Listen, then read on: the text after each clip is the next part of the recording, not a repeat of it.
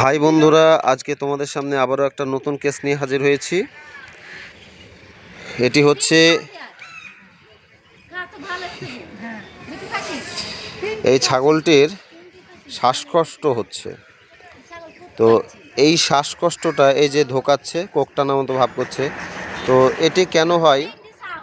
এটি হয় 90% কিংবা 100% ছাগল পালনকারী তারা নিজে নিজে ঔষধ গুঁড়ো করে কিংবা গুলে এর মুখে জোরপূর্বক ঢেলে দেওয়া হয়, যার কারণে সেই ঔষধ শ্বাসনালীতে চলে যায় এবং শ্বাসকষ্ট শুরু হয় এবং ধীরে ধীরে এটি একটি খারাপ পর্যায়ে চলে যায়।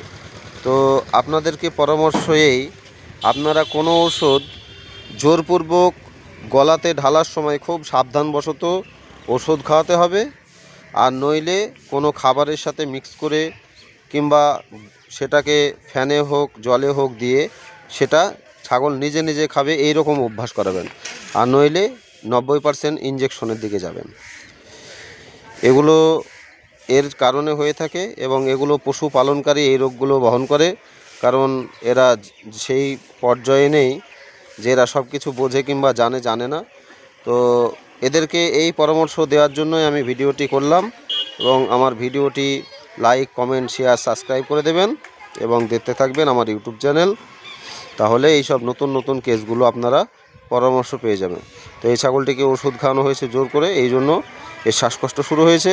অ্যাকচুয়ালি এটা কোনো রোগ নয়, এর ফুসফুসে সেই ওষুধ কিংবা কোনো পানীয় কোনো ওষুধ নিয়ে এসে গুলে খাওয়ানোর জন্যই এইগুলো সমস্যাগুলো হয়ে থাকে।